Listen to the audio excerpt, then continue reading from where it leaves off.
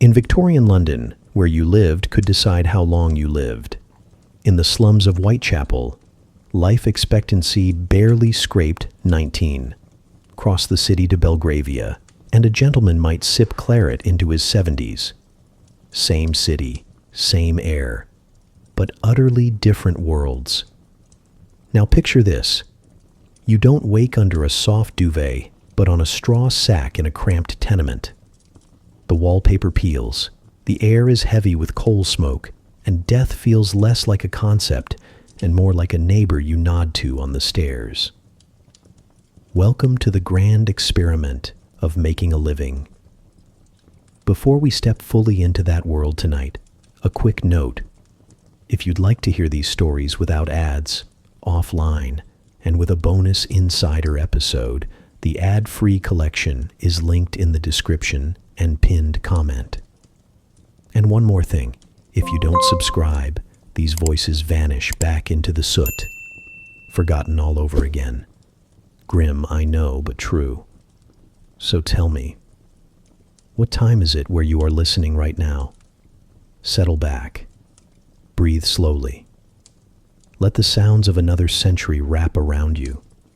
The streets of Victorian London are waiting. You open your eyes, though you might wish you hadn't.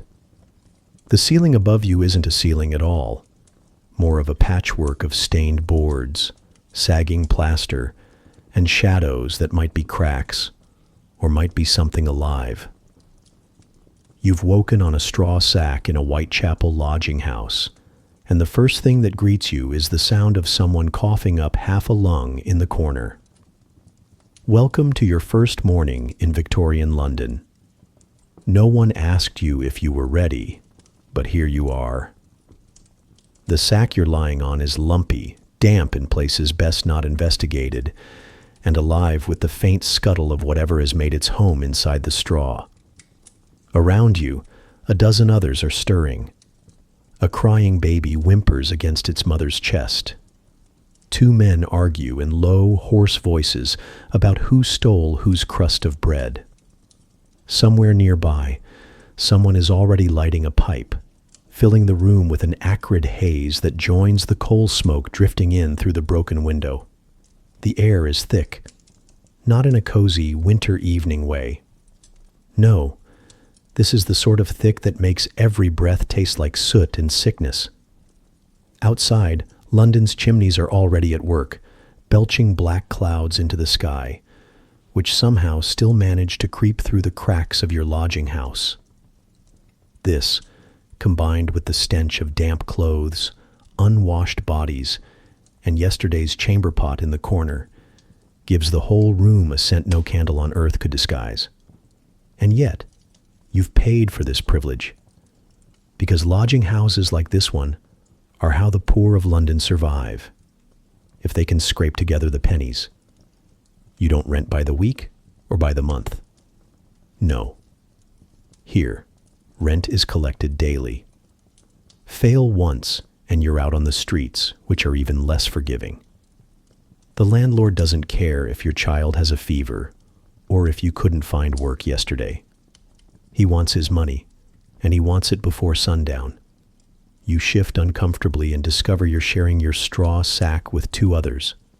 Not family, just strangers who also paid their few pennies to lie here.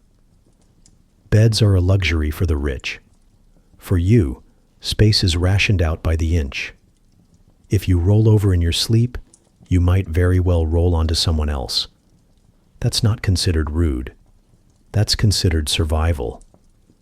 You sit up and the boards creak beneath you. The room is dim, even though it's morning.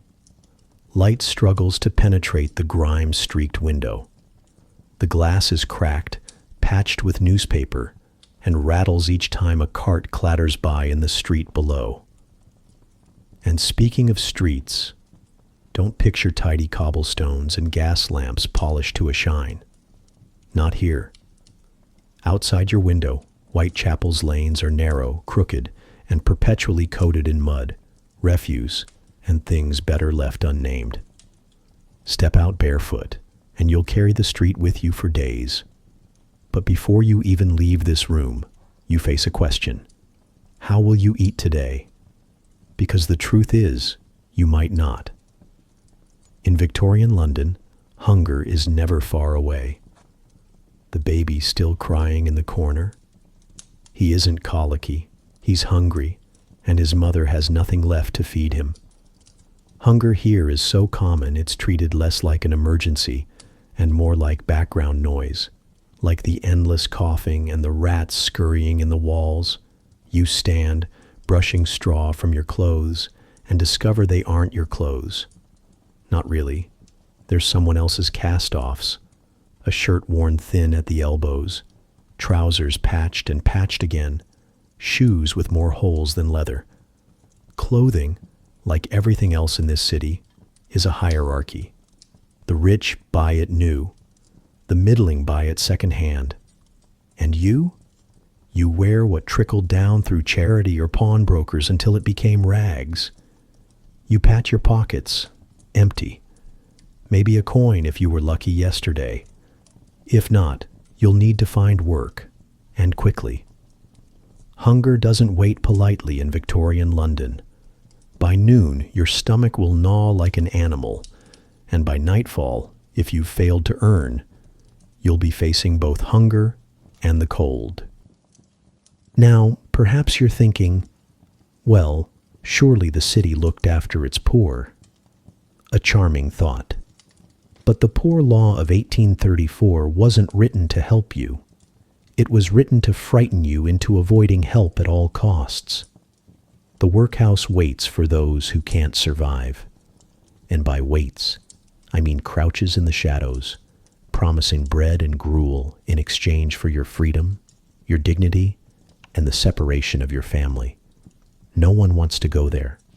Not yet. So, today, you must find a job. The trouble is, jobs aren't handed out like sweetmeats at a fair. Every morning, hundreds of men and women jostle at the docks, at factory gates, outside workshops, waiting to be chosen for the day's labor. If you're picked, you'll eat. If you're not, you won't.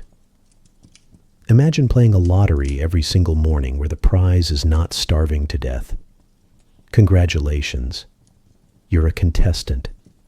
And while you consider your odds, the coughing in the corner turns into a wheeze, and the landlord's assistant stomps up the stairs. He calls for rent, already, before the sun has even risen fully. You feel your pockets again, empty. If you don't find work today, this straw sack, damp and verminous as it is, will be someone else's tonight. Outside, the sound of London wakes fully. Hooves strike cobblestones. Costermongers shout their wares. Factory whistles pierce the fog. The city doesn't care that you're tired. It doesn't care that you're hungry. London is a machine, and you're one more cog, hoping not to be ground down. You draw a breath, thick, coal-tinged and bitter, and prepare to step into it. Your belly is already complaining. Your shoes might not last the day, and the streets will test you before the morning is over. But you have no choice.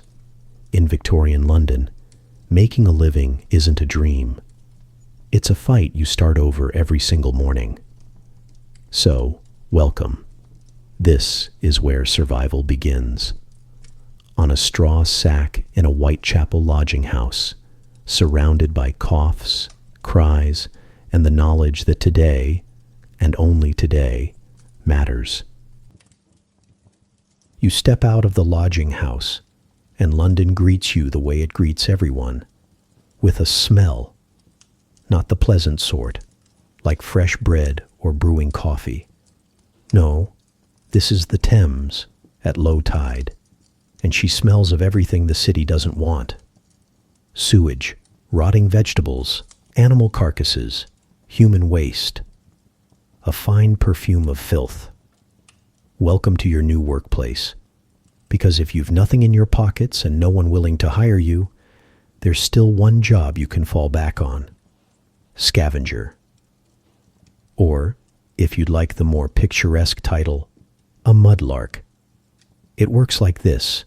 You crouch at the river's edge at dawn, just as the tide draws back, and you pick through the sludge for anything that might pass as valuable. Bits of coal fallen from barges, scraps of metal, bones to sell for fertilizer, rags to pawn. Most people walk past mud like this and see filth. You walk into it and see dinner. Or, more accurately, the possibility of dinner. The mud is thick, clinging, and cold. It oozes between your toes if your shoes have given out. And let's be honest, they probably have. You crouch knee-deep, eyes scanning the slime for a glint of iron, a scrap of rope, anything. Each discovery is like winning a tiny lottery. A bent nail, that's a halfpenny. A lump of coal, that's heat for tonight. A fragment of bone, the rag and bone man will take it, and you'll get enough for a crust of bread. It sounds easy, romantic even if you squint. But let's not kid ourselves. The tide comes in quickly, and if you misjudge it, the Thames will have you. Many a mudlark drowned because the water rose faster than their legs could carry them out. And the river isn't just water, it's raw sewage. One slip, one cut on a rusted nail, and infection sets in. If the cholera doesn't get you, the lockjaw will. And you're not alone out here. Children crowd the banks, their tiny hands scrabbling through the muck with desperate speed. Victorian London streets are filled with hungry mouths, and even the smallest fingers can work. Boys as young as 6, girls with skirts trailing in the filth, all competing with you for the same scraps. It isn't only the mud, though. There are those who go deeper, those called toshers. These brave or foolish souls take their luck into the sewers themselves. Imagine climbing down into a tunnel where the air is so thick with methane that a single candle might snuff itself out. Or worse, explode. And there, in the dark, with rats skittering across your boots, you search for coins dropped through grates, bits of rope washed in, even the occasional watch or ring lost by some careless gentleman. Sounds glamorous, doesn't it? Nothing says career advancement like standing thigh-deep in human waste, straining your eyes by candlelight. And yet, it was done. Because a tosher on a lucky day could make a small fortune compared to the mudlark. A handful of coins in a sewer pipe might buy not just bread, but bread and cheese. Maybe even ale. But don't get too comfortable with that thought. Toshers had enemies. Police patrolled the sewers to drive them out, claiming it was unsafe. Which it was, of course, but the authorities weren't really concerned with safety. They were concerned with theft, because anything that washed into those sewers technically belonged to the city, not to the desperate man pulling it out. So if the methane didn't kill you, the constable's truncheon might. Picture it, you, candle flickering, ankle deep in muck, clutching a silver spoon you found in the slime. Behind you, footsteps echo. A whistle blows. Do you run and risk falling into the filth? Or do you stay and risk a night in the cells? Either way, you'll be back here tomorrow because hunger doesn't wait for dignity. At the end of the day, what do you have? A few coppers, maybe. Enough to buy a heel of bread from a baker's stall, or a bowl of weak broth if you're lucky. And then what? You take it back to the lodging house, where a dozen others eat in silence, each guarding their meager meal. Now you might think this is the absolute bottom, the lowest of the low. But Victorian London is a creative place, and it never runs out of terrible ideas for employment. Being a mudlark or a tosher is not a path to prosperity. It's a path to not starving, just barely. You scrape through the day, stomach gnawing, hands raw, boots ruined, and you wonder, could you keep this up tomorrow and the day after? The truth is, most people couldn't. Children grew ill, men collapsed, women disappeared into sickness, and when they could no longer scavenge, they slipped further down into begging or crime. The mudlark and the tosher were survivors, yes, but survival in Victorian London was a sport with too many casualties. As you trudge back from the riverbank, coins damp in your fist, you smell the Thames still clinging to your clothes. People on the street wrinkle their noses and turn away, as though your poverty were contagious. You don't correct them. You don't defend yourself. You just walk on, because tomorrow, when the tide recedes again, you'll be there. Kneeling in the filth, eyes scanning the mud, trying to make a living one scrap at a time. Your morning as a mudlark was miserable, filthy, and possibly fatal, so perhaps you'd like to try something more respectable. Less wading through sewage, more standing upright. Congratulations, you're now a hawker, a street seller. It sounds simple. You buy, beg, or scavenge something small and portable, then sell it in the street for a tiny margin. Matches, a bundle of watercress, a tray of cheap tin toys, or if you can carry them without soaking them in the rain, penny dreadfuls, the cheapest thrillers of the day, full of blood, crime, and gothic melodrama. But don't mistake this for easy work. Hawking is survival at its most theatrical. Your tools aren't hammers or shovels. They're your lungs, your voice, and your stamina. You balance a basket on your hip, shouting yourself hoarse into the London fog. Your throat burns, but if you stop calling out, no one notices you. In a city of millions, invisibility is death. Watercress, fresh watercress, matches, just a penny, penny dreadfuls, read about the murder before it's in the papers. Of course, the fresh watercress isn't fresh. It's limp and bruised from sitting in your basket all morning. The matches aren't reliable. The penny dreadfuls are damp from the drizzle. But your customers aren't picky. They're just as desperate as you. Most hawkers are children or women. Children, because their families can't afford to feed them otherwise. Women, because few other jobs are open to them. Imagine a girl of 10 with a basket almost bigger than her, pushing through a crowd of men twice her size, trying to shout over their noise. Imagine her little brother trailing behind, clutching a bundle of matches like it's gold. This is not childhood. This is the economy of poverty. And the streets are not kind to sellers.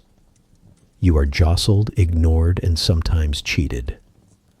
A man hands you a farthing for a halfpenny item and disappears into the crowd before you can argue. Another snatches a match, lights his pipe, and laughs as he walks away without paying. You shout after him, but who will listen? Not the police. Certainly not the gentlemen stepping carefully past you, lifting their coats to avoid brushing against your rags. The weather is another enemy. Fog clings to your hair, damp soaks into your shoes. In winter, hawkers freeze as they wait for customers who may never come. In summer, the sun bakes your basket of greens into mush. No one pays extra because your wares suffered. Still, there's a strange rhythm to the life of a hawker. You shout, you wait, you sell, you count your coins, and you start again. Some hawkers even develop their own catchphrases or sing-song cries, the better to stand out from the 100 other voices in the street. A clever rhyme might earn you another sale. A funny turn of phrase might make someone choose your limp watercress instead of the woman shouting 2 stalls down. But the real key is stamina. You stand for hours, pushing through crowds, calling until your voice cracks. Your arms ache from holding the basket. Your feet blister from pounding the pavements. And when you finally stagger home at night with a few pennies, you discover half of them must go back into tomorrow's stock. You don't get rich hawking. You barely get fed. Let's imagine you're selling penny dreadfuls. The stories are lurid and ridiculous. Vampires, bandits, murderers lurking in alleyways. Your customers devour them eagerly, trading them around until the pages fall apart. And you, standing there in the soot and smoke, realize that while you sell them entertainment, your own life is a story no one will ever print. No author will make you a character. You're too ordinary, too poor. You're just background noise in someone else's London. Occasionally, hawkers strike a stroke of luck. A kind customer tips generously. A policeman turns a blind eye when you set up in a forbidden spot. Or, once in a very long while, a hawker climbs into something better. A stall in a market, or work inside a shop. But those are rare. For most, hawking is not a ladder, it's a treadmill. Now let's talk about competition. Because if you thought the mudlarks were tough, wait until you meet another hawker eyeing the same corner of pavement. There's only so much attention to go around. Too many sellers in one spot, and you'll shout yourself hoarse for nothing. So you fight, not with fists, but with volume. With sharper cries, brighter wares, bolder moves. It's not elegant. But then again, neither is poverty. And what of the police? Ah, yes, another hazard. Street selling isn't entirely legal. Markets are supposed to be licensed, stalls approved. Hawkers often sell without either, slipping in and out of alleys to avoid patrols. If caught, you risk having your goods confiscated. That's not just a fine. That's starvation. By late afternoon, your basket is lighter, your throat raw. You count your coins, a few coppers, maybe enough for bread and tea. Not much else. You limp back toward your lodging house, avoiding the stares of passers-by who see you as part of the city's background scenery. Noisy, shabby, invisible once they turn the corner.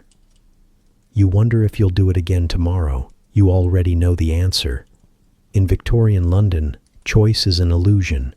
You hawk because it's all you can do, because the alternative is worse. And as you close your eyes that night, sore and exhausted, you hear the street cries echoing in your mind. Watercress, matches, penny dreadfuls, the chorus of a city surviving one shout at a time. And when those voices finally faded, so did the people behind them. Unless we keep telling their stories. So subscribe, or their cries vanish back into the fog, unheard all over again. You might think hawking penny dreadfuls and limp watercress was humiliating enough, but let me assure you, Victorian London has an even grander plan for you. Today, you've been hired into service. Domestic service. The single biggest employer of women in the city. And by employer, I mean captor. Your official title? Maid of all work. Which, if you haven't guessed already, means you do everything. And I do mean everything. You rise before dawn, not by choice, but because your mistress expects the fire lit before she wakes. That means you're stumbling down creaky stairs by 5 in the morning, fumbling with coal scuttles, trying not to cough up half your lungs as the soot smears your face. If you're lucky, you remembered to soak the flints last night. If not, good luck explaining why breakfast is cold. Once the fire is going, your day really begins. Buckets of water to haul, floors to scrub, pots to scour, boots to polish until you can see your reflection in them. Not that anyone's going to ask for your reflection. No one cares if your face shines, only the shoes. And scrubbing isn't like the scrubbing you do at home with a handy bottle of detergent and rubber gloves. No. Here, it's lye soap. The kind that eats into your skin and leaves your hands raw, cracked, and stinging. Every day you wash until your knuckles bleed, then start again the next morning, as if you've never scrubbed in your life. And when you finally glance up, hoping for a nod of approval, your mistress doesn't notice. Or worse, she does, and still isn't satisfied. The hours stretch on.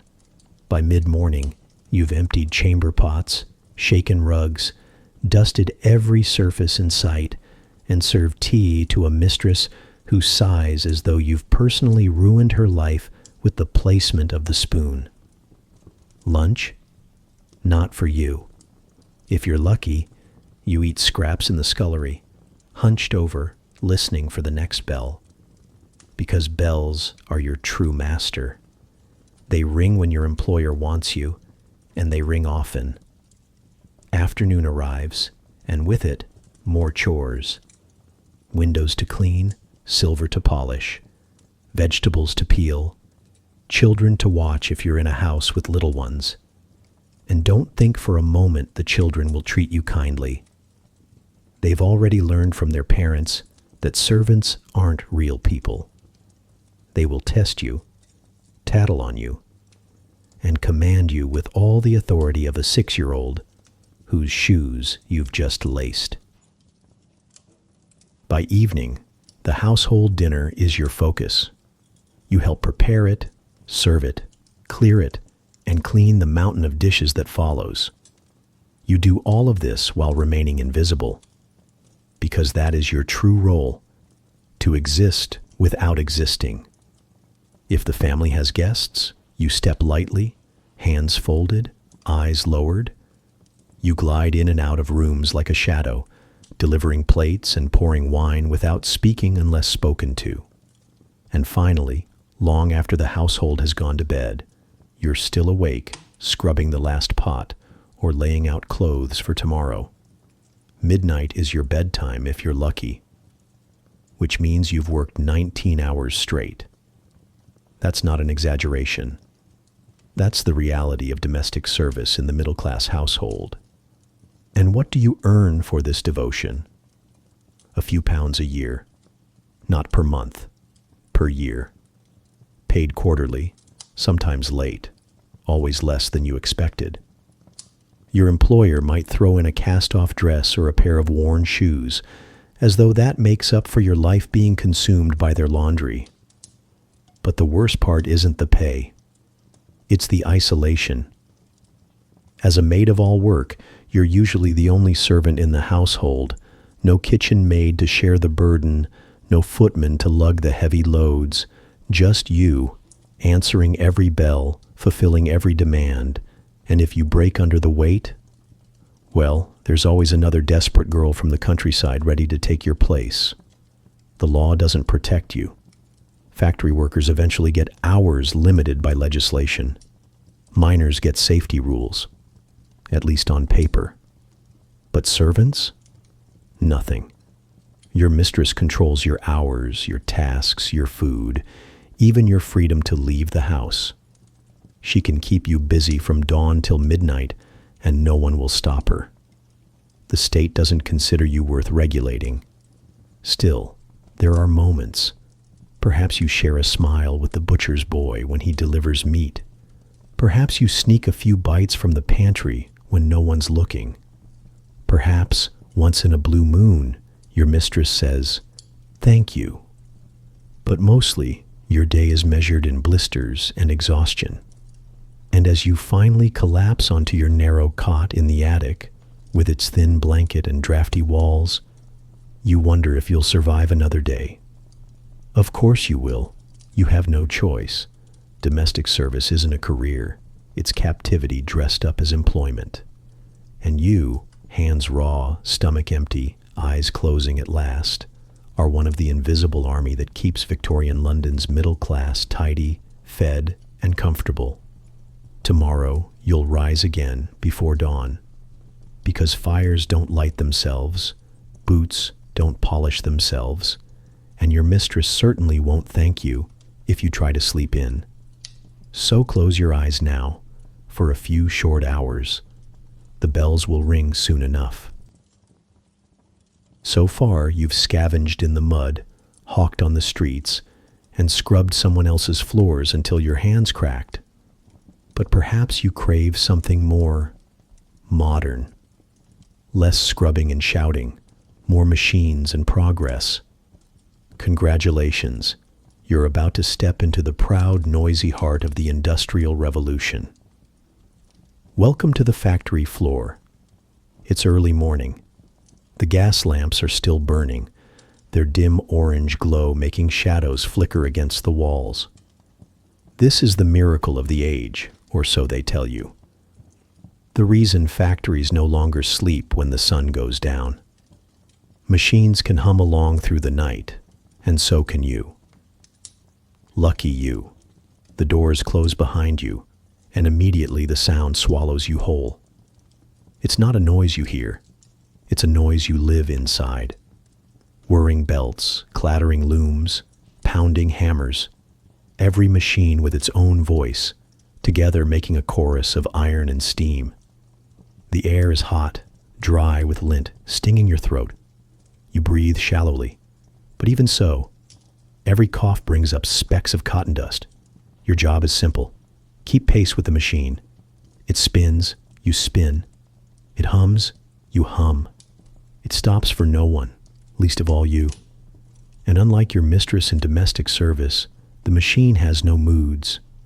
It doesn't scold. It doesn't sigh. It doesn't look disappointed. It simply mangles whatever gets in its way. And if that happens to be your fingers, well, there are more workers waiting outside. You're not alone in this room. Rows upon rows of men, women, and children labor here together, their faces pale in the half-light, their bodies bent to the rhythm of the machines. The overseer paces the floor, stick in hand, eyes sharp. If you fall behind, he notices. If you falter, he taps the stick against your back or shoulder. A reminder that the machine is not the only thing that can wound you. For children, the factory is both a classroom and a prison. They are half-timers, meant to spend half the day at school, the other half here. In reality, school is often forgotten, and the machines are their true teachers. Boys and girls dart under spinning frames, nimble enough to tie loose threads where adults' hands are too large. Some are barely tall enough to see the tops of the looms, yet here they are, quick fingers working faster than yours ever could. It looks almost graceful until one slips. The belt catches a sleeve, a hand brushes too close, and the machine does what machines do. It takes a finger, a hand, an arm. The overseer shouts for work to continue. The child is carried out, or sometimes not carried at all. Death here is not dramatic. It is routine. But don't dwell too long. The machine doesn't pause for grief. It demands your attention, and your body responds without asking permission. You lift, you spin, you thread, you press, you repeat. 12 hours stretch before you like an endless corridor, sometimes 14, rarely less.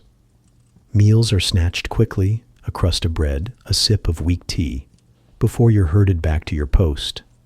The factory owners, of course, insist this is progress.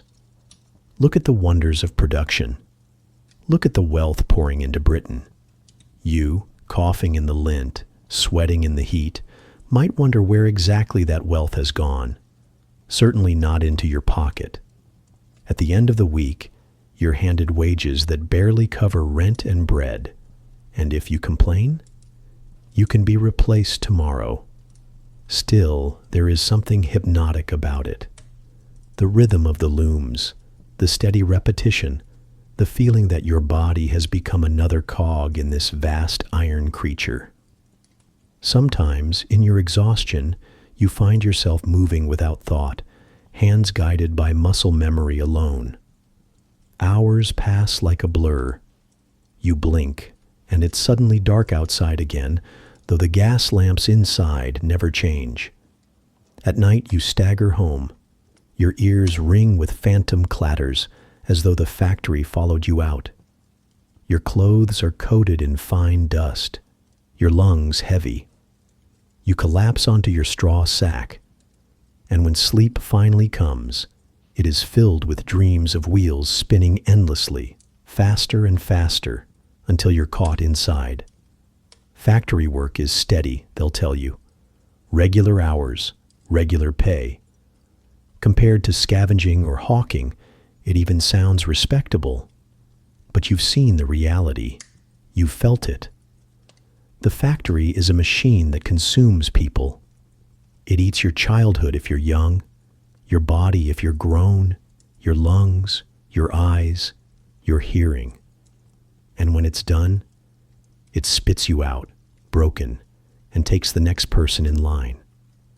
And yet, you'll return tomorrow, because you must. In Victorian London, work is never optional. It is survival, wrapped in soot and sweat. So, you've survived the deafening clatter of the factory floor. Congratulations! Your lungs are coated with dust, your ears ring like church bells, and your back has sworn eternal revenge. Perhaps you'd like a change of scenery, something outdoors, fresh air, sunshine. You know, the natural life. Excellent.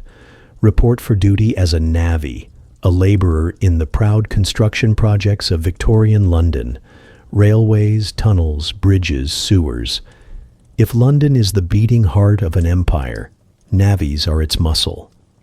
And muscle, here, means you. The shift begins at dawn, which is another way of saying, don't bother sleeping. You arrive at the site, perhaps the foundations of Tower Bridge, perhaps the new sewers that will eventually save half the city from cholera, perhaps the endless railways carving England into timetables. The scene is alive with shouting men, horses hauling carts, and the clatter of picks striking stone. There are no machines here to do the heavy lifting. That job falls to your back, your shoulders, your arms. The work is simple to explain and impossible to endure. You haul, you heave, you dig, you blast. Navvies are the ones lowering heavy stone blocks into place, swinging picks until their hands blister, shoveling mud from trenches deep enough to bury a man. If explosives are needed, you're the one planting the charge, stepping back with your fingers crossed that the fuse burns true and not back toward you. And yes, the pay is slightly better. A factory hand might scrape together 10 or 12 shillings a week. A skilled navvy might earn 15, even 20 if he's strong and lucky. Enough to feel, for one brief moment, that you are rising above the lowest rung. Enough to buy a round of ale for your mates on payday before collapsing in the straw. But let's not romanticize it. Because danger here isn't occasional, it's constant. Picture yourself balanced on a beam high above the Thames, the wind biting through your jacket, your hands slick with sweat. Below, the river churns brown and unforgiving. There are no safety nets, no harnesses. One slip and you're not going home. And the overseer? He won't even pause the day's tally. He'll shout for another man to take your place before your body hits the water. In the tunnels, the risks are no kinder. You dig by lamplight, air thick with dust, walls groaning as if reluctant to stay standing. A misjudged strike, a poorly braced beam, and the earth itself collapses on you. The city above keeps moving, carriages clattering, children playing, never noticing the men swallowed whole beneath their feet. And yet, for all this, navvies built the veins of modern London. The sewers Joseph Bazalgette designed, vast brick cathedrals underground, required armies of men to dig and lay brick in conditions foul beyond imagination. You would wade waist deep in the effluent of the entire city, mortar in one hand, trowel in the other, building tunnels that would outlast your name, your family, your very memory. The irony, of course, is that these sewers saved lives, thousands of them. They ended cholera outbreaks that had haunted London for decades. But for the navvy inside the trench, coughing from foul air and wiping sewage from his boots, it must have felt less like salvation and more like slow suicide. And then there are the railways, glorious symbols of progress, yes, but they did not appear by magic. They were carved, blasted, and hammered into existence by men like you.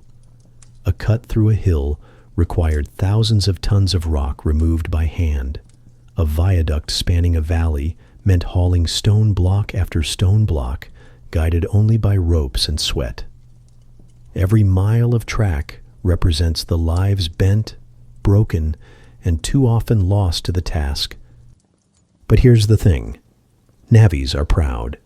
Proud in a way factory hands and servants rarely get to be. When you point to a bridge stretching across the Thames, or a railway arching into the horizon, you can say, "I built that." Of course, no one will carve your name into the cornerstone. The city remembers engineers and financiers, not the man swinging the pick. But still, there's something. The work itself is visible, solid. It will last, even if you don't. Your body, meanwhile, won't last half so long. Blisters split into sores. Muscles strain until they give out. A broken bone might heal crooked, if it heals at all. And because your diet is bread, cheese, and beer, sometimes just beer, your strength dwindles faster than you'd like. But every morning you return, shovel in hand, because there is no alternative. At midday, you and the other men crouch together to eat, perched on stones, faces smeared with dirt, laughter echoing in the pit. There's camaraderie here, at least. No one is invisible. Everyone is filthy, everyone exhausted, everyone bound by the knowledge that the day will break you if you let it. And yet, in the evening, with coins in your pocket, you might stagger into a tavern, raise a pint, and for a few brief hours feel like a king. Until dawn calls again. Because here's the truth. Navvy work is the closest thing to gambling with your life for wages. You trade days of your body for pennies, months of strength for bread, years of health for bricks and mortar. You build a city you'll never afford to live in. You raise bridges you'll never walk across in silk. You dig tunnels for clean water, while your own children drink from a cracked jug. And when you fall, from a beam, beneath a collapse, or simply from exhaustion, the city does not mourn. It simply continues to rise, taller and stronger, on the bones of men like you. So you steady yourself on the scaffold, the wind tugging at your clothes, the Thames snarling below. One hand grips the beam, the other grips the rope. You don't dare look down, not because you're afraid, though you are, but because there's no time. There's always another stone to haul, another pit to dig, another railway to cut, and tomorrow you'll be here again, balancing between survival and the void, building a London that will remember everything except the men who built it. Factories may have deafened you, and scaffolds may have dangled you above the Thames, but you're still not done with London's version of career opportunities. Today, you're heading to the docks. The Thames docks are the city's lifeline. Ships arrive from across the world. Tea from India, sugar from the Caribbean, timber from Canada. Crates stamped with exotic ports you'll never visit. But before these riches make their way into the counting houses of London's merchants, they pass through the hands of men like you, or, more accurately, the backs of men like you. The hiring system here is simple, brutal, and humiliating. Every morning, hundreds of men gather at the gates, jostling, shouting, waving their arms. It's called the call-on. Overseers stand above the crowd and pick who will work that day. If your face looks too tired, if your clothes too shabby, if your shoulders seem too thin, you're passed over. No work means no wages. No wages mean no food. You shuffle home, stomach empty, while the lucky ones haul crates until their spines crack. But let's imagine fortune smiles, and you're chosen. A wave of the overseer's hand, and you step forward with relief. Work, today at least. You're handed hooks, ropes, maybe a barrow. Then the real test begins. Dock work is back-breaking in the truest sense. You heave sacks of grain that weigh as much as you do, stack timber until your arms tremble, balance crates on your shoulders as you stagger along slick planks. The air is thick with coal dust, salt water, and sweat. One wrong move and you tumble into the river, weighted down by your load. Men disappear this way, swallowed by the Thames before anyone can shout. Accidents are constant. Crushed toes, snapped fingers, broken ribs from cargo shifting without warning. And when the whistle blows at the end of the shift, you're paid for the day. Nothing more. Tomorrow you must queue again, hoping to be chosen once more. The docks don't offer stability. They offer exhaustion in daily installments. Still, dock work has a certain rough pride to it. You're part of the machinery that keeps the empire fed. Without your labor, no tea in the drawing rooms, no sugar in the puddings, no tobacco in the gentlemen's pipes. Of course, you won't taste much of these luxuries yourself. You'll settle for bread and beer, if you've been lucky with the overseer's finger that morning. Now, if the docks haven't worn you to the bone, perhaps you'd prefer the open air of the markets. Welcome to the world of the costermonger. Costermongers are street traders, selling everything from apples and onions to cheap fish, bootlaces, and ballads. They line the streets with their barrows and baskets, shouting above one another to snatch a customer's coin. Imagine hundreds of voices, each insisting their potatoes are fresher, their herrings fatter, their prices fairer. It's less a marketplace and more a shouting contest with vegetables. You push your barrow into place, straighten your wares, and prepare to do battle with your lungs. The key to costermongering is noise. The louder you cry, the more likely someone will stop. Clever rhymes help. A witty line might win a smile and a sale. But charm only goes so far. Because here, competition is vicious. Every seller fights for a slice of the same pie. Too many stalls on one street, and profits vanish. Tempers flare. Knives appear. And looming over it all are the coster gangs. Rough men who control who trades where, demanding bribes for protection, or else smashing your barrow to splinters. If you think Victorian London is all lace and tea parties, you haven't met the gangs that police the apple trade. So, you shout, you bargain, you haggle with housewives pinching pennies, convincing them your onions are bigger than the next man's. And if you're lucky, by the end of the day, your basket is empty, and your pockets a little heavier. Not rich, not secure, but fed for one more night. But costermongering isn't just about selling food. It's about survival as theater. Your stall is your stage, your voice your instrument, your poverty the unspoken script, and the audience, a crowd that may or may not buy what you're offering. If they do, you eat. If they don't, you go hungry. Both dock workers and costermongers live on the edge. No guarantees, no safety nets. The docks might reject you in the morning. The market might be flooded with sellers in the afternoon. Either way, the result is the same. Coins in your hand or gnawing in your belly. So you fight. You heave crates until your back screams, or you shout until your throat is raw.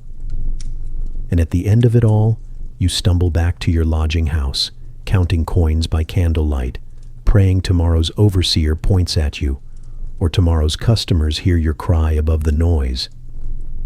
Because here's the truth. In Victorian London, even when you've worked until you can barely stand, survival is still not guaranteed. The city doesn't reward effort. It rewards luck, lungs, and the strength of your back. And tomorrow, when the overseer calls on the crowd or the gangs prowl the markets, you'll fight all over again, just for the chance to live one more day.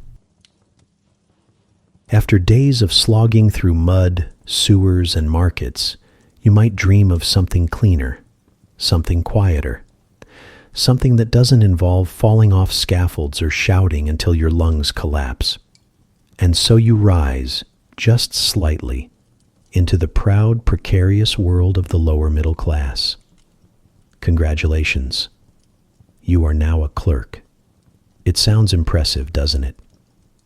Clerks are the cogs in London's vast commercial machine. You don't carry crates, you carry ledgers. You don't haul coal, you haul numbers.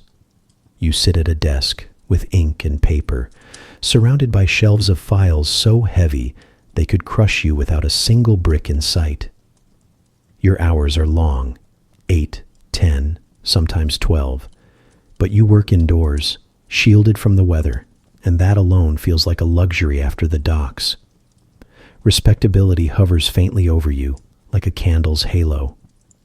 To the casual eye, you look like a man of business, not a man of desperation, which is the point. Lower middle life is built on appearances. The room smells of ink, candle grease, and damp wool. You sit, sleeves rolled up, scratching figures into a ledger. Rows of numbers, endless sums, debits, credits, balances, a dance of arithmetic that never ends. Your hands cramp, your eyes blur, and still the numbers march on. Each mistake could cost the firm money. Each smudge could cost you your position. You copy until the candle gutters and your eyes water, terrified that tomorrow your employer will discover a misplaced digit and toss you back into the gutter. The pay? Enough to survive. Barely. You can afford a modest lodging house, decent food, maybe even a second-hand suit that passes as respectable if you brush it thoroughly. But don't be fooled. One illness, one injury, 1 week without work, and you'll slide back down into the mudlarks and hawkers faster than you climbed out. Your respectability is fragile, held together by threadbare collars and relentless obedience. Still, compared to breaking your back at the docks, clerking has its charms. You keep your clothes relatively clean. You speak politely, even if no one listens. You imagine yourself a rung above the laborers, though in truth you are only slightly removed from them. The poor call you gentleman. The rich call you nobody. You exist in a narrow hallway between survival and aspiration. Now, perhaps the office wasn't hiring today, or perhaps you're younger and clerking requires a bit more education than you managed. Not to worry. You can still climb into lower middle life by becoming a shop boy. The shop is small, crowded with goods, boots, hats, bolts of cloth, maybe books if you're lucky enough to find a stationer. Your job? Everything. You stack shelves, fetch items for customers, wrap parcels, keep the accounts, sweep the floor, and stand at attention for hours on end, waiting for someone to enter. You are polite, always. Even when your feet ache, even when the customer sneers, even when they complain that the ribbon you've measured is an inch too short. The hours, from dawn until late at night, 6 days a week, sometimes 7 if the owner insists. You stand so long your knees throb, yet you dare not sit. To sit is to look lazy, and laziness is not tolerated. Respectability demands you stand upright, hair neat, voice courteous, pockets empty. The pay? Laughable. Enough for a room, some bread, and not much else. But in the eyes of society, you are no longer street. You are respectable. And if you save carefully, pinch every penny, perhaps you can dream of opening a shop of your own. That dream keeps many a shop boy smiling through sore feet and empty bellies. What links clerks and shop boys is the illusion of stability. On the surface, you look steady. A desk, a counter, a suit, a tie. Customers nod to you. Employers trust you with ledgers and stock. You are part of London's respectable machinery. But beneath it, your life is just as fragile as the dock workers or the hawkers. One slip of the pen, one lost sale, one illness that keeps you abed, and you are done. Out. Replaced by the next eager youth who will copy figures or polish boots for less. The lower middle class is a balancing act. You juggle ledgers, manners, and appearances, always terrified of falling. You live in better lodgings than the slums, yes. You may even afford meat on Sundays. But you know, and everyone else knows, that you are 1 week's wages away from ruin. So you keep writing, copying, rapping, bowing. You ink your fingers, you blister your feet, you polish your shoes until they almost shine. You endure, because the alternative is unthinkable. Better to starve in a collar than feast in rags, or so the city whispers. And as the candle burns low, you rest your pen, stretch your aching back, and imagine yourself climbing further still. Perhaps one day you'll have your own shop, your own desk in a better office, your own clerk or shop boy beneath you. Perhaps. But for now you extinguish the flame, fold your weary hands, and pray that tomorrow your sums are correct, your bow convincing, your shoes still intact. Because in Victorian London, respectability is a costume you wear until the seams burst, and yours for now is holding together. Barely. After factories, docks, and shops, you may be craving something a little more refined, less hauling and hammering, more books and blackboards. And, conveniently, you happen to be literate, which already sets you apart from half the city. So, instead of scrubbing boots or shifting crates, you find yourself in the curious, uncomfortable role of governess. Now, being a governess sounds respectable on paper. You're not a servant exactly. You're not scrubbing floors or emptying chamber pots. You're an educator. You instruct the children of wealthier families in reading, writing, French, perhaps music or geography. You are trusted with their delicate minds, shaping them for polite society. It all sounds rather noble, doesn't it? But here's the catch. You are not quite family, and you are not quite servant. You live in the limbo between the drawing room and the servants' hall. The household doesn't treat you as an equal, but neither do the maids and footmen who see you as a pretender.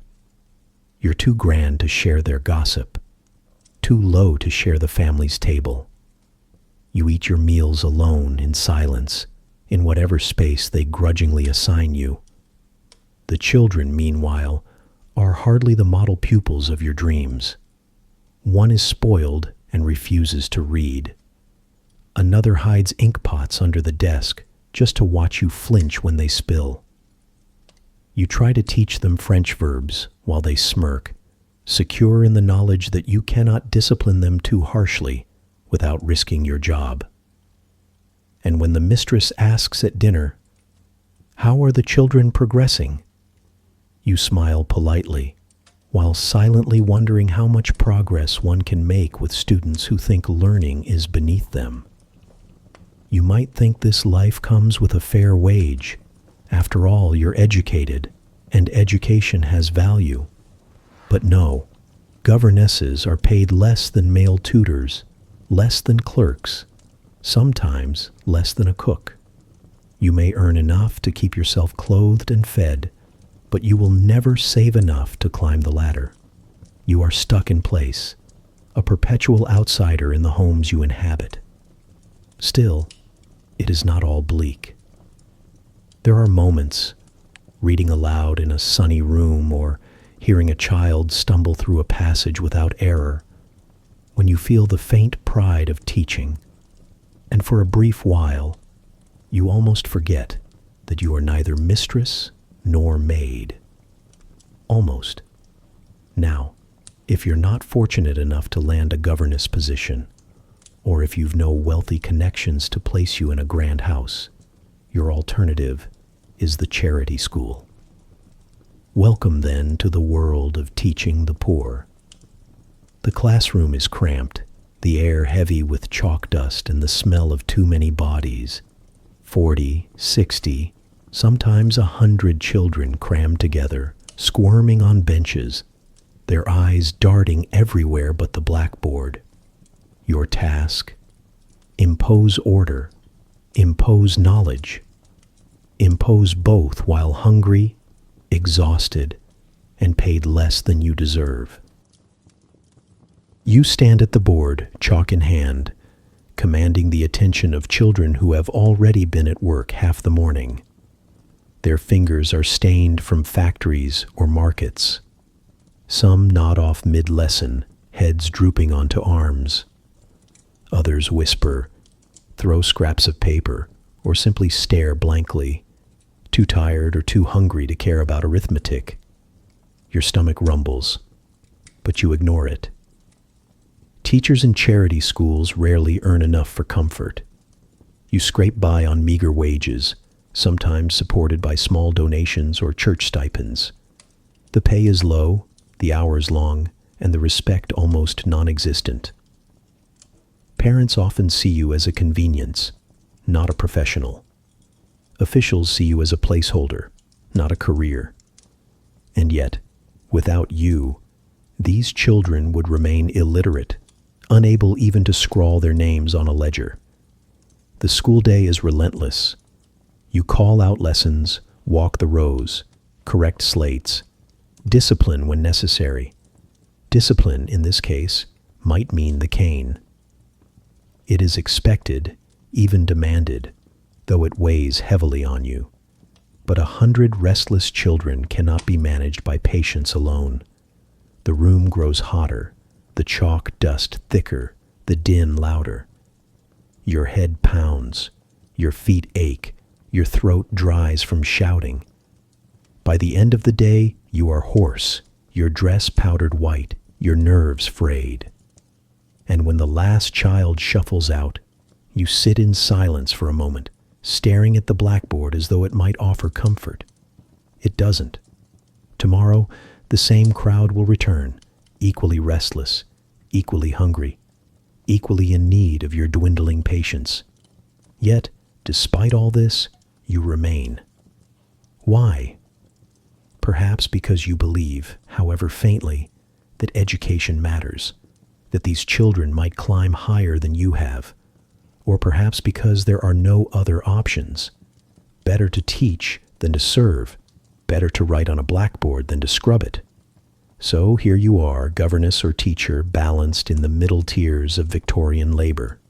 You wear better clothes than a maid, handle cleaner work than a factory hand, but you know the truth. Your position is fragile. One dismissal, one illness, one rumor of impropriety, and you tumble back down the ladder, back into service or the streets. And as you lay your chalk aside or fold up your lesson books, you wonder if anyone truly sees you. The family who employs you does not. The children hardly listen. The city itself barely notices. You exist in the margins, just visible enough to labor, never important enough to matter. You sigh, straighten your skirt, and prepare for tomorrow. Because the bell will ring, the children will file in, the lessons will begin again. Your hands may blister from chalk instead of lye. Your back may ache from standing instead of hauling, but in the end, your hunger and exhaustion are the same as theirs. Different tools, same survival. And if you don't subscribe, even voices like yours, chalk-stained, tired, half-forgotten, slip quietly out of history all over again. Congratulations! You've survived the sewers, shouted your lungs out in the markets, and drilled multiplication tables into ungrateful children. Perhaps now you're ready for something more. Dignified, a little polish, a little refinement, a life with collars starched instead of frayed, and dinners eaten with knives and forks instead of fingers. Well, don't get too comfortable. You're about to try living the Victorian dream, surviving in London on $100 a year. It was the subject of a satirical guide published in 1835, meant to instruct the poor gentleman in how to appear respectable on a sum that respectable society considered barely adequate. And make no mistake, in Victorian London, appearances were everything. You begin with lodging, forget grand houses or even a private apartment. For $100 a year, you can just manage a small set of rooms in a boarding house, if you choose carefully. The wallpaper peels, the furniture is second-hand, and the landlady sighs every time you pay late. But the address is in a halfway decent street, and that is what matters. A gentleman must live in the right neighborhood, even if his window sticks shut and the ceiling leaks when it rains. Next, clothes. A true gentleman dresses the part, but new suits cost far too much, so you haunt the second-hand shops of Monmouth Street, piecing together outfits once worn by men wealthier than you'll ever be. The cut is slightly out of fashion, the fabric shiny at the elbows, the buttons mismatched. Still, when brushed and pressed, you can pass, as long as no one looks too closely. And so, each morning, you carefully polish your shoes, hoping the cracks remain invisible in the fog. Meals require even greater creativity. With $100 a year, you cannot dine like the aristocracy, or even the solid middle classes. Instead, you ration. Breakfast is tea and bread, perhaps an egg on good days. Lunch is often skipped. Fashionably, you tell yourself, dinner might be a chop or a slice of cold meat with potatoes, stretched as far as possible. Invited to dine out, you accept eagerly. Free food is free food. Invited to host? You cough politely and invent an excuse. Respectability, after all, is not measured in calories, but in manners. If you can discuss last night's play at the theater, or murmur the right opinions about politics, no one will ask how many potatoes you ate. Your job is to look the part of a gentleman, even if your stomach growls while you do it. Your daily routine involves an endless balancing act. You cannot afford carriages, so you walk briskly, as though by choice, not necessity. You cannot afford the latest hat, so you wear last season's with confidence, pretending it's deliberate. You cannot afford to waste candles, so you spend evenings in dim rooms, squinting at borrowed newspapers, muttering opinions that sound clever enough if repeated loudly. And yet, despite the strain, there is pride here. You are not a mudlark or a maid. You are not hunched in a factory or bent under dockside crates. You are, at least to outward eyes, a gentleman. Clerks nod politely when you pass. Landladies treat you with weary tolerance rather than contempt. You belong, precariously, awkwardly, always on the edge of discovery. But you belong. Still, the line between survival and ruin is as thin as your shirt cuffs. 1 week of illness, 1 overdue bill, 1 stolen coat, and you tumble downwards, losing the fragile mask of respectability. Neighbors whisper, creditors knock, and soon you're pawning the very suit that kept you afloat.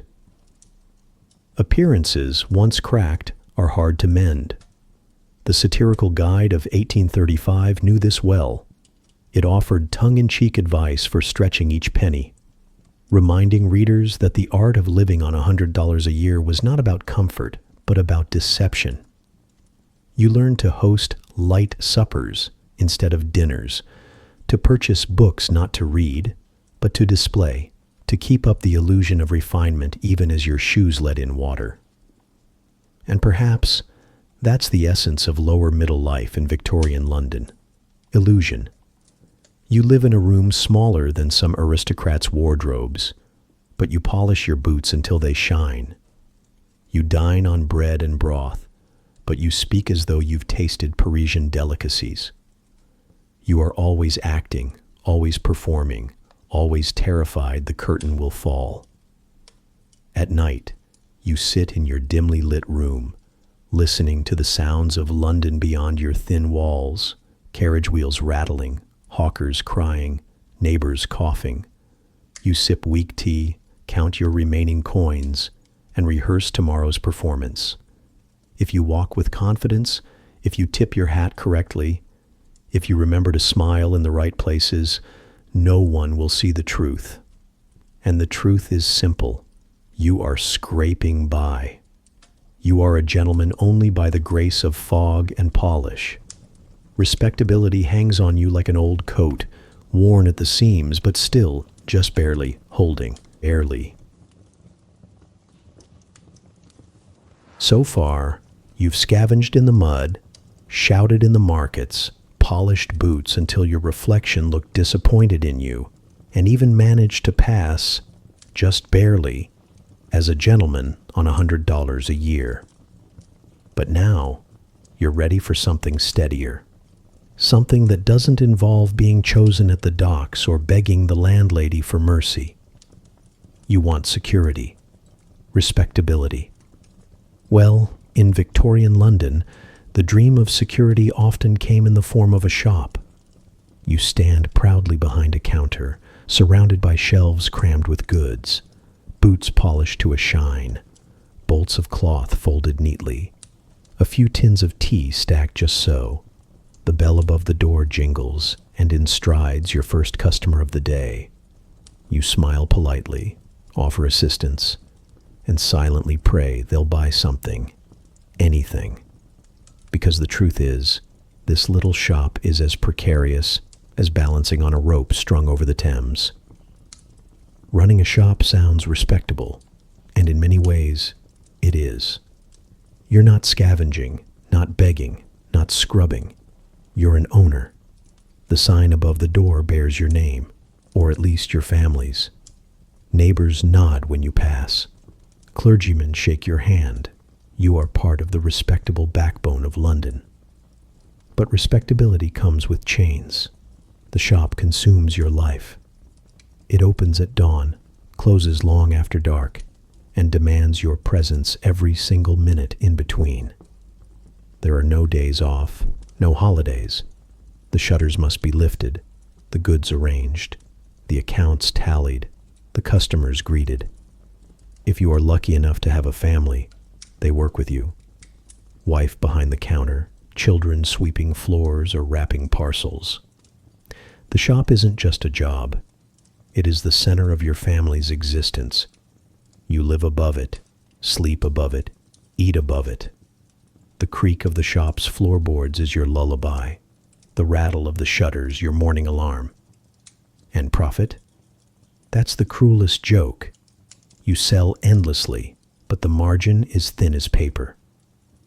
Every penny earned must be split between rent, suppliers, and the endless credit you extend to customers who promise to pay next week.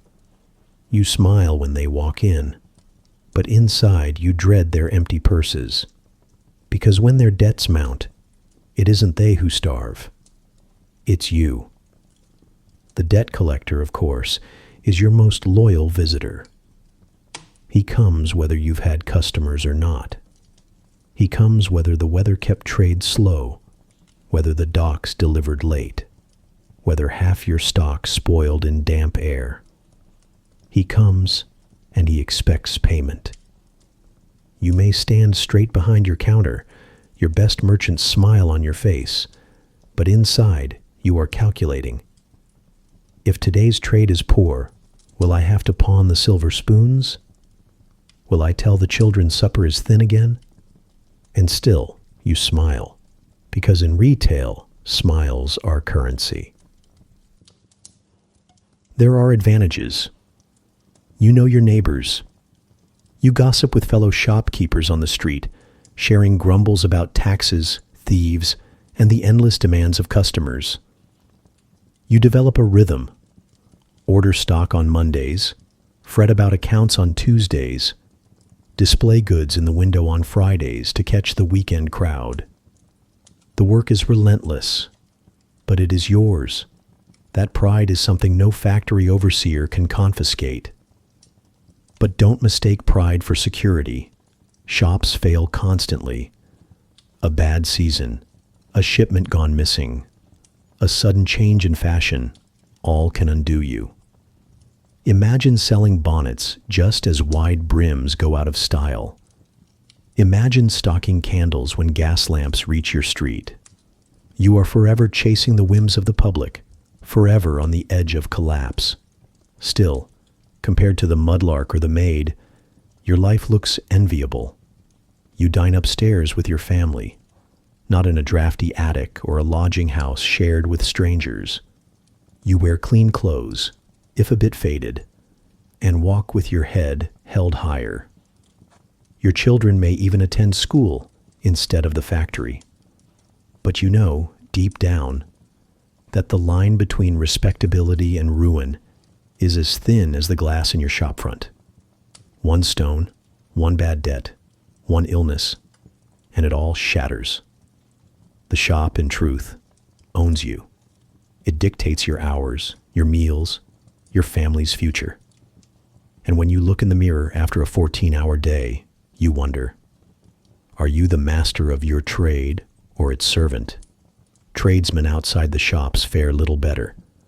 The shoemaker, the tailor, the cabinet maker, all skilled, all proud, all under siege from factories that churn out cheaper goods. A hand-stitched boot is finer, yes, but it costs more than most customers can afford. The factory-made version, rougher but cheaper, wins every time. So the tradesman works longer hours, lowers his prices, watches his craft devalued in the name of progress. You, too, may find yourself in such a trade, bent over a bench, needle in hand, shaping leather until your eyes ache. Your work is good, even beautiful. But customers don't care about beauty when their pockets are empty. They want cheap, and cheap eats you alive. So whether you stand behind a counter or crouch at a workbench, the story is the same. Long hours, slim profits, fragile respectability. Your name on the sign above the shop may give you pride, but it doesn't give you rest. At night, you bolt the shutters, count the day's takings, and sigh. Was it enough? Will it keep the collector at bay, the landlord satisfied, the children fed? Tomorrow, the bell will ring again, and you'll smile, and bow, and measure, and rap, as though nothing weighs on you. Because in Victorian London, to falter is to fail. And failure is not an option when the shop is your life, your livelihood, and your prison. So stand tall behind that counter, smile at the next customer, and pray they don't haggle too hard. Because your respectability hangs on every sale, every shilling, every nod of approval, and you cannot afford to lose it. At last, you've climbed high enough on the Victorian ladder to glimpse the glittering heights of the professional class. No more scrubbing boots or selling onions in the gutter. No more shop shutters rattling at dawn. Now you're in the world of professions, a category of work that comes with pens, papers, gowns, and an air of superiority. But before you congratulate yourself, let's be clear. Entry into this class is not for everyone. You need money, education, and connections. If you don't have at least two of the three, you're better off polishing your shoes and praying for miracles. Still, let's indulge the fantasy and imagine you made it. You start with medicine. Becoming a doctor in Victorian London requires years of study, lectures filled with the smell of formaldehyde, and the ability to memorize Latin terms that no patient will ever understand. If you survive the training, and some students didn't, considering how freely they dissected cadavers in freezing halls, you emerge with a title, a certain respect, and the promise of a career. Your practice opens in a modest street. Patients arrive, some clutching their stomachs, some wheezing from coal dust, some pale with diseases you'd rather not guess at. You prescribe mixtures, tonics laced with opium, powders containing mercury, drafts so bitter they taste like punishment.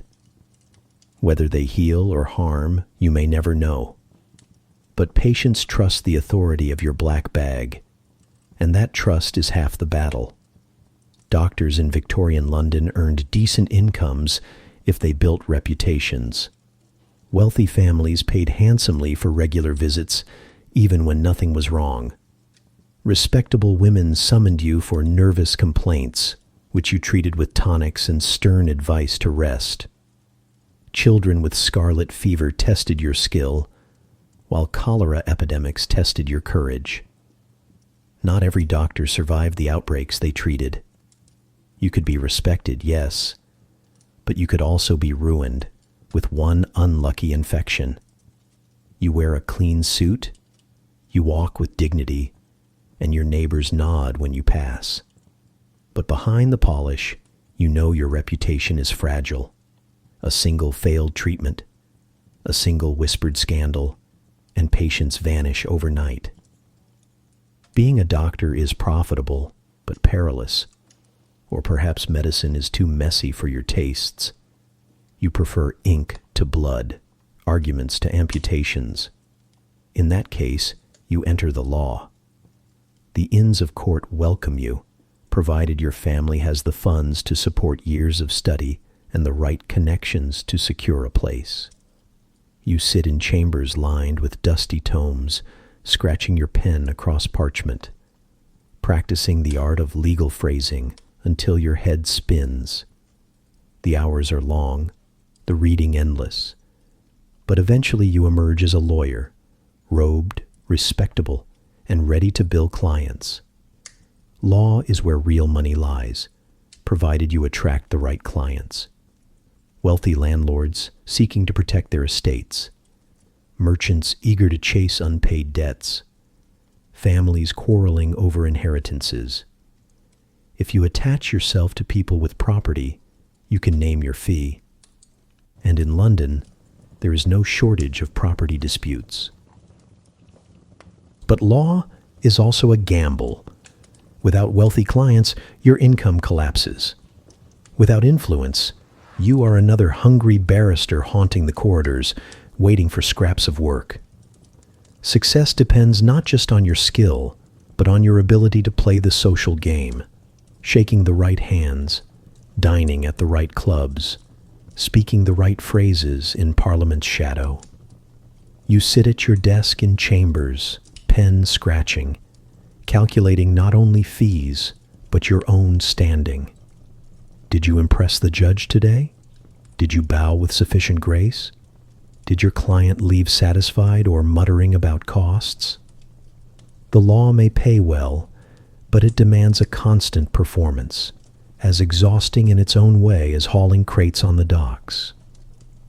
Perhaps, though, you are neither healer nor advocate. Perhaps you prefer words over wounds, stories over statutes. Then you become a journalist. The newsroom is a chaos of ink, paper, and urgency. Editors shout across the floor, demanding copy for the evening edition. You scribble furiously, racing against the clock. The printing press waits for no one. Your assignments vary wildly. One day, you cover a parliamentary debate, straining to stay awake as politicians drone. The next, you report on a sensational murder, elbowing your way past constables to glimpse the blood-stained pavement. Sometimes you're sent to interview inventors, other times to review plays, or to write moralistic sermons disguised as news. The pay? Modest at best. Newspaper owners make fortunes, but the writers who fill the pages scrape by on small salaries. Deadlines stretch late into the night, leaving you exhausted, ink-stained, and underfed. Worse, every word you write is scrutinized for politics. Editors lean conservative or liberal, papers declare allegiance, and your career hangs on towing the correct line. Step out of place and you're out of a job. And yet there's a thrill. Journalism grants you access. You slip into courts, theaters, galleries, parliament halls. You see the city's drama unfold, and you put it into print. For a brief moment, your words shape opinion, stir debate, maybe even spark change. Then the next edition arrives, and yesterday's work wraps someone's fish. Ephemeral glory. Whether doctor, lawyer, or journalist, the theme remains the same. Education, connection, performance. You wear finer clothes than the shopkeeper, dine in better taverns than the clerk, sleep in cleaner lodgings than the maid, but you are not invincible. Your respectability rests on reputation, and reputation is a fragile thing. The doctor dreads the patient who dies under his care. The lawyer dreads the wealthy client who storms out, fees unpaid. The journalist dreads the editor's frown when an article displeases a patron. And you, in whatever profession you choose, live with one foot on the ladder and the other over the abyss. The rewards are real, but so are the risks. At the end of the day, you extinguish your lamp, stretch your stiff fingers, and sigh.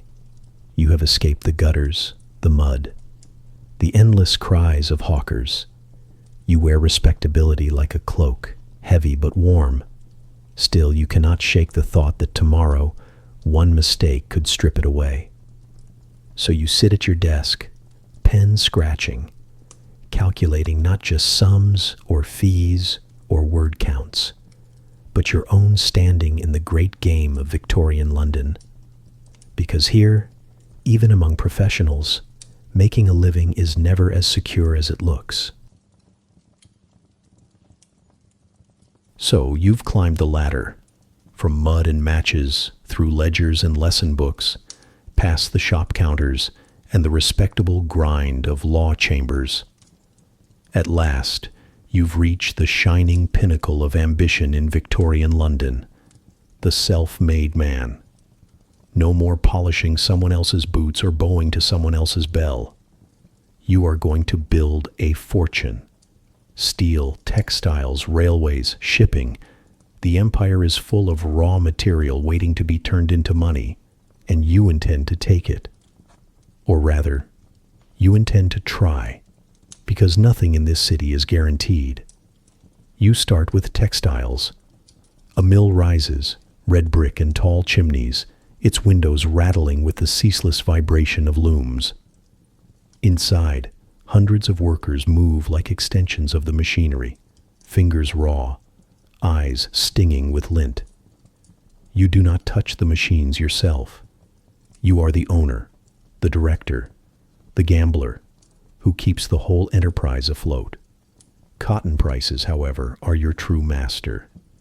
A good season means profits flow and the mill hums like a song. A bad harvest in America, unrest in India, a ship lost at sea. And suddenly the mill is silent, your workers idle, your creditors sharpening their quills. If textiles feel too fragile, you might turn to steel. The furnaces roar, spewing sparks that light the night like a second sunrise. Molten iron pours into molds, glowing with dangerous beauty, and you tell yourself this is progress incarnate. Railways need your steel. Bridges demand it.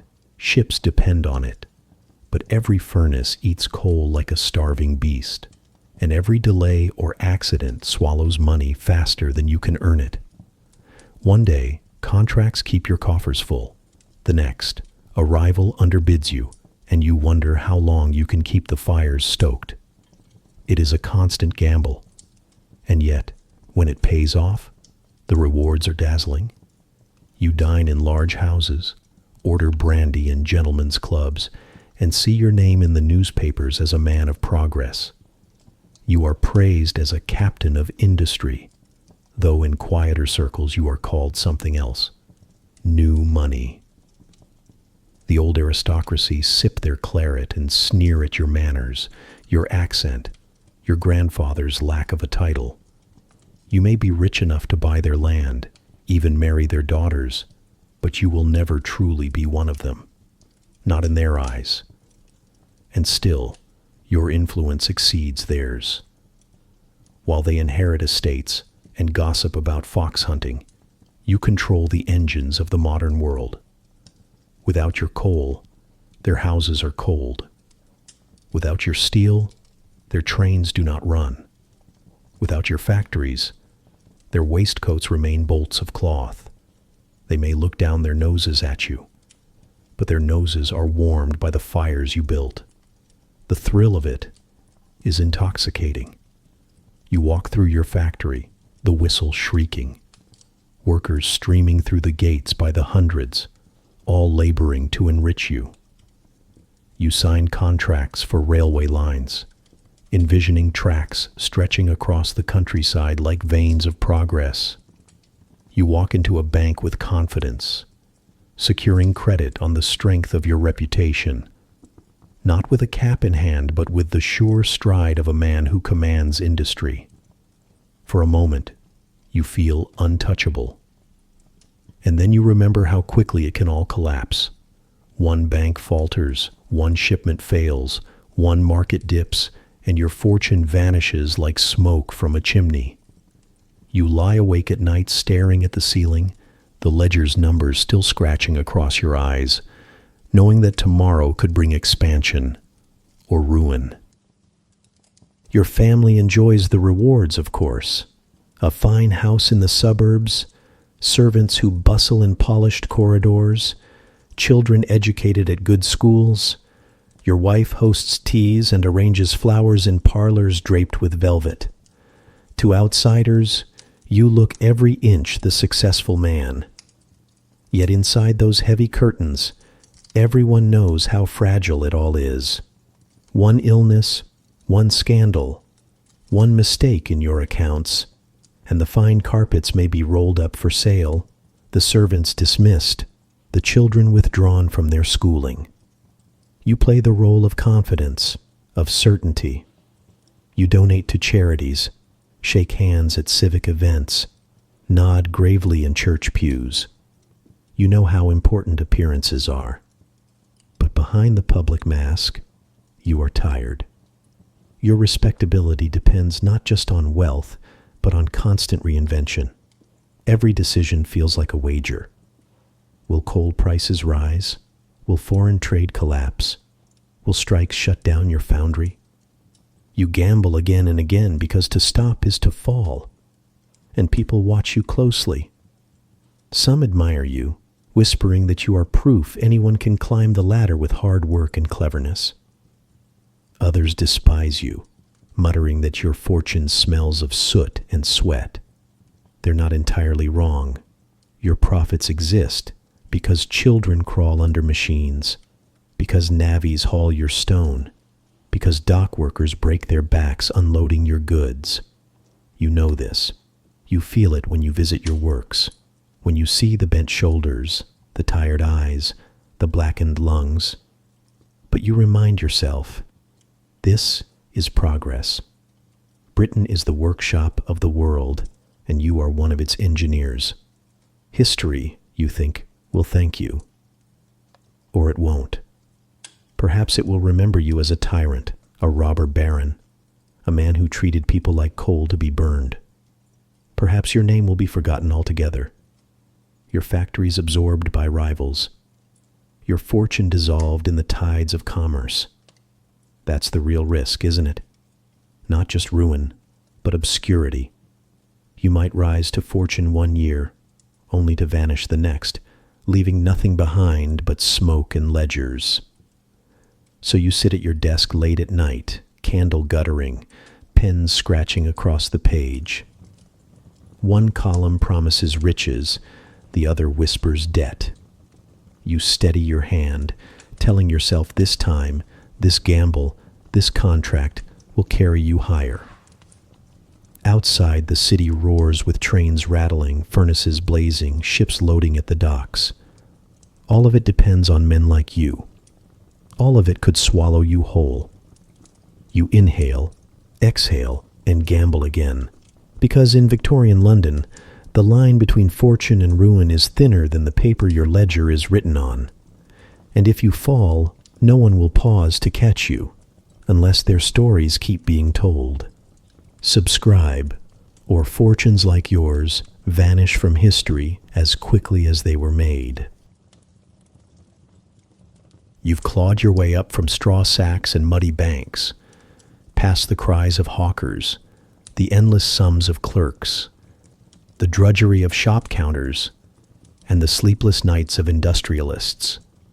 At every rung of the ladder, survival has been the refrain. How to eat, how to pay rent, how to keep appearances from collapsing. But here, finally, you step into a world where survival is no longer the question. Welcome to the rarefied air of the Victorian upper class, where making a living is a concept reserved for everyone else. Because these people don't make a living, they inherit one. Their money arrives with the weight of centuries, estates sprawling across counties, tenants dutifully paying rents, investments quietly growing while they sip champagne at midnight. They live in houses so vast that you could fit half of Whitechapel inside the entrance hall alone. Their drawing rooms glitter with chandeliers, their dining tables stretch further than your entire lodging house, and their wardrobes are filled with gowns and waistcoats that cost more than a servant's yearly wage. You drift through their gilded world as an observer, an uninvited guest. In one corner, men debate politics in low voices, cigars smoldering, glasses of brandy in hand. In another, women in silk dresses whisper about the latest scandal at court. Laughter floats through the air, but it is not the laughter of survival. It is the laughter of people who know their rent is paid, whether they rise at dawn or not. While you spent your youth polishing boots, they polished manners. While you hawked watercress in the fog, they hunted foxes across manicured fields. While you balanced debt collectors against empty pockets, they balanced dinner invitations against opera tickets. Their concerns orbit in an entirely different sky. A gentleman of leisure begins his day late. Breakfast is leisurely, followed by letters, perhaps a ride in the park. The afternoon might involve Parliament, or it might not. Appearances matter more than attendance. Clubs on Pall Mall welcome him for brandy and gossip. Dinners stretch for hours, courses upon courses of food that cost more than you've earned in a month. Champagne appears as though conjured, glasses raised, candles flickering, violins whispering in the background. The hour creeps toward midnight, and still the feast continues, as though time itself is another luxury they can purchase. The women, too, live in this cocoon of comfort. Their days are filled with callers and carriages, embroidery and charity meetings, concerts and balls. They glide through drawing rooms in gowns dripping with lace, the floor swept by silk skirts that servants spent hours pressing. Their hands are soft, unscarred by lye or soot, their voices trained for polite conversation rather than market cries. For them, poverty is an anecdote heard at arm's length, never a lived experience. And you, standing there in your second-hand suit, can't help but notice the contrast. Hours ago, you were imagining yourself balancing on scaffolds, knuckles raw, heart pounding as you risked death for wages. Now you watch a young lord casually sign away a sum equal to your lifetime's earnings simply to purchase another horse for the hunt. The unfairness is almost funny if you like bitter jokes. But here's the truth. For the upper class, money isn't earned, it's assumed. They are born into it, swaddled in it, surrounded by it. Their children never fear hunger. Their nights are never spent coughing in damp rooms. Their futures are not uncertain. They inherit wealth, inherit influence, inherit the very assumption that they belong at the top of society. Of course, that doesn't mean their lives are without duties, but their duties are social, not financial. A gentleman must attend the right clubs, be seen in the right boxes at the theater, shake the right hands at the right time. A lady must host the correct dinners, wear the correct jewels, follow the correct fashions. Reputation is their currency, far more fragile than the coins they never count. A scandal can shake them, but hunger never will. And so, while you scrub a floor until your knuckles bleed, they order another round of champagne. While you count pennies in a candlelit room, they lose pounds at the card table and laugh it off. While you wake at dawn to haul water or polish boots, they rise at noon and complain of boredom. You fight for survival, they fight for amusement. To stand in their drawing rooms is to realize that survival is not their concern. It never has been. Their great challenge is how to fill the hours. Politics, hunting, art patronage, gossip, travel. They circle the world not in desperation, but in search of novelty. They debate issues in Parliament, but never the question of how to pay the baker. That is someone else's problem. That has always been someone else's problem. And yet, the irony lingers. Their comfort is built on the backs of everyone you've been so far. The mudlark, the maid, the dock worker, the clerk, the governess, the industrialist. Each of them played a role in upholding this glittering facade. The champagne flows because children labored in factories. The banquets exist because navvies dug sewers and dock workers unloaded ships. The gowns shimmer because shopkeepers and tailors stitch them stitch by stitch.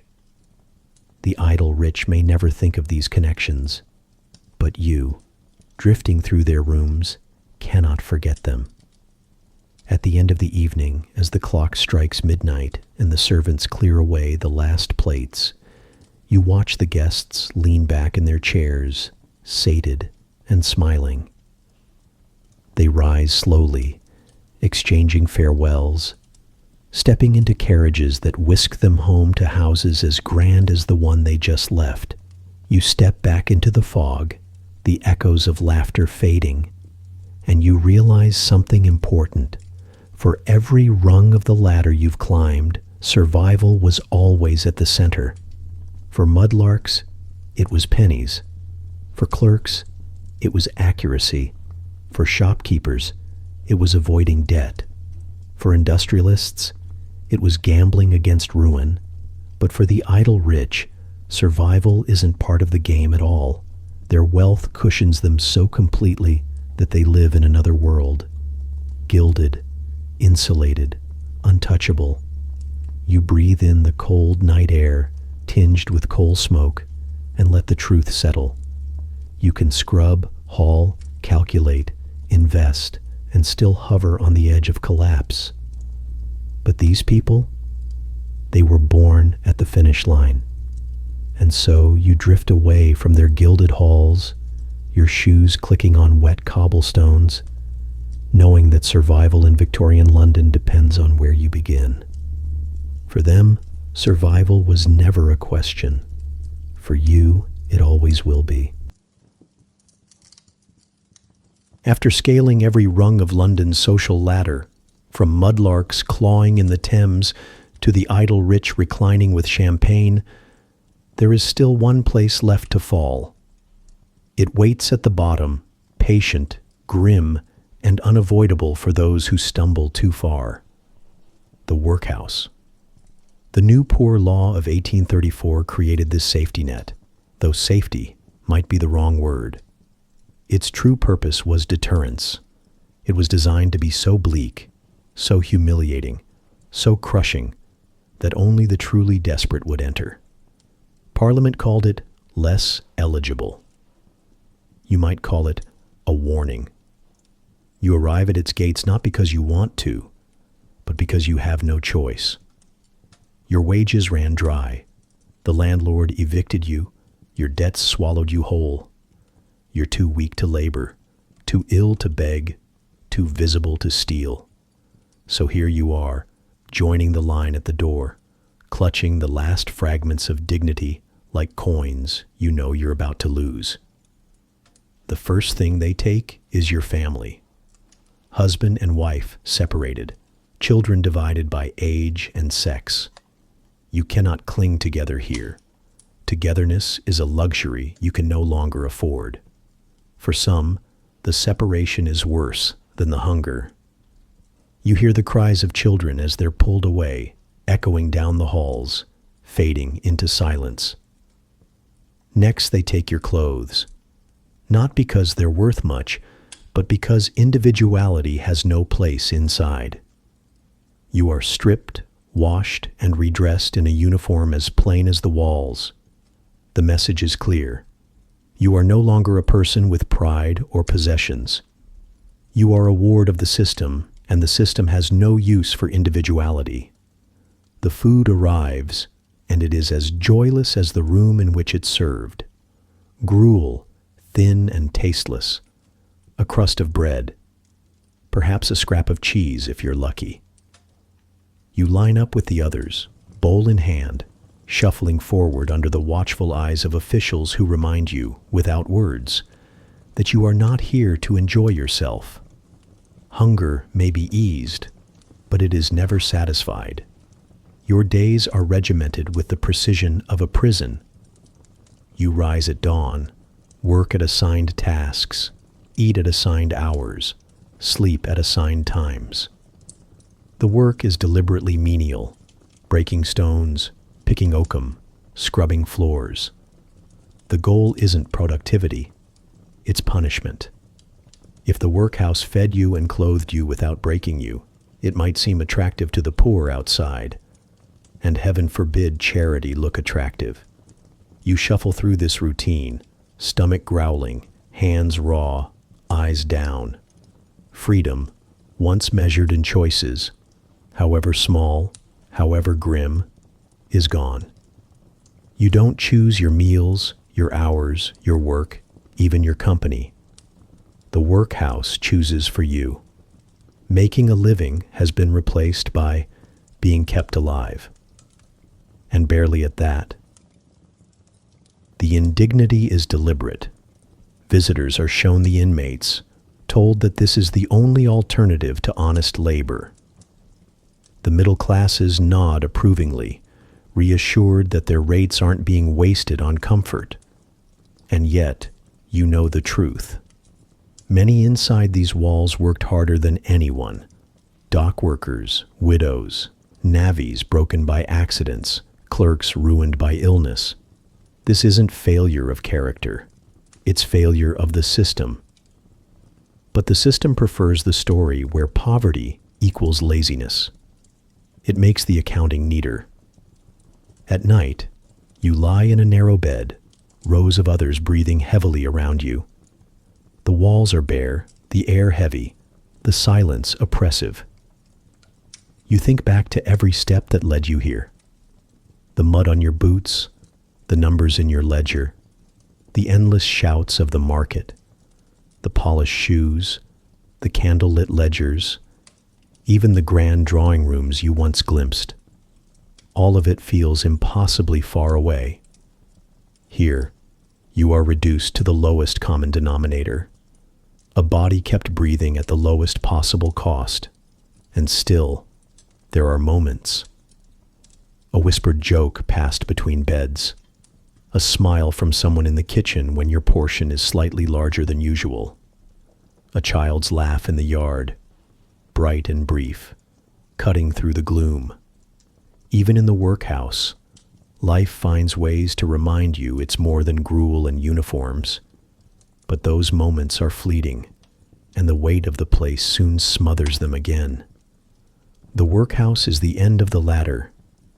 It is where the city sends those who slip too far, those who lack the savings, the strength, or simply the luck to keep afloat. It is not a solution. It is a warning. And as you close your eyes, bowl empty, body aching, you understand the cruel lesson at its heart.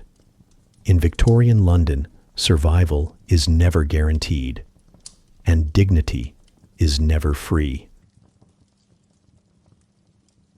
And so, we've walked the length of Victorian London's ladder together, from the mudlarks crouched in the Thames, fingers numb in the filth, to the dock workers straining under crates, the servants polishing boots until midnight, the clerks hunched over ledgers, the governesses whispering French verbs, the shopkeepers tallying pennies, and the industrialists gambling fortunes on steel and coal. We've drifted through the champagne-slick drawing rooms of the idle rich, and we've sat at the long, echoing tables of the workhouse where dignity went to die. The question was simple. Could you make a living in Victorian London? The answer, after all this, is less simple. Yes, survival was possible. People did it every day, in every street, in every trade. But it was never secure. At every rung, from the muddiest bank to the grandest boardroom, survival trembled on a knife edge. Lose your footing, fall ill, make one mistake, and the city would not hesitate to swallow you whole. Unless, of course, you were born rich. Then survival was never the game at all, because you began life already across the finish line. So as the fire fades to ash and the footsteps on the cobblestones grow distant, you may let the sounds of this city drift into silence. You've heard its shouts, its sighs, its cries in the fog. Now they fade, carried away on the coal smoke, leaving you in quiet reflection. Could you have made a living here? Perhaps, but only just. And before you drift off, one last reminder: subscribe. Because every forgotten worker, every vanished servant, every mudlark and maid disappears all over again unless their stories are retold. And by subscribing, you're not just helping the channel, you're keeping them alive. You're making sure their voices don't vanish back into the soot. That support is the difference between stories remembered and stories lost. And it means you've stood beside me in telling them. Now close your eyes. The city sleeps, and so can you.